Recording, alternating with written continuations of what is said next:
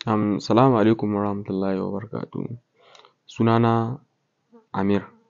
Zan yi jawabi ne akan wannan abin da ya faru game da Rakiya Musa a Niamey. Abin da nake so in tabbatar da cewa je suis sûr irin abin da take faɗa irin za ka lura kamar irin abin ne ya mata ciwo, tunda idan da za ka lura har kuka take yi, har hawaye a lokacin da suke magana ita da Hadiza Gabon, har hawaye suke fitowa daga idanuwanta.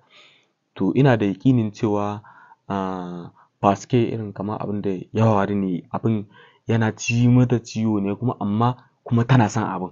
Amma kuma me Salma kawai irin abin ya bata damuwa ne sosai, kuma har yau har gobe abin tana nuna ba zai taɓa wucewa ba, abin kuma ba za ta taɓa warkewa daga wannan cutar ba. Kenan ka ga ba ƙaramin zalunci aka mata ba, ba ƙaramin zaluntar ta aka yi ba tun daga haka. Tunda tana nuna cewa duk wanda zai zo wurinta ma ta yi rai kaza yana so, ko ya aure ta ko ya yi wani abu, kaga tana tuna wannan abin, wallahi ba ƙaramin abu bane, ba ƙaramin cutar da ita aka yi ba, ba ƙaramin cutar da aka yi ba.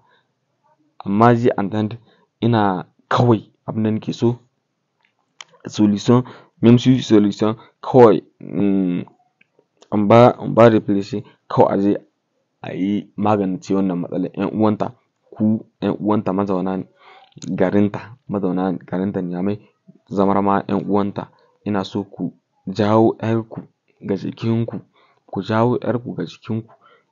ta dawo jikinku, tunda kun ga wannan abin yana ja mata wannan abin, tunda kun ga irin wannan ta kasance, to za a iya samun, kin san shi ɗan adam ba za ka taɓa raba shi da butulci ba, ba za ka taɓa raba ɗan adam da butulci ba, dole ne ba za ka taɓa raba ɗan adam da butulci ba.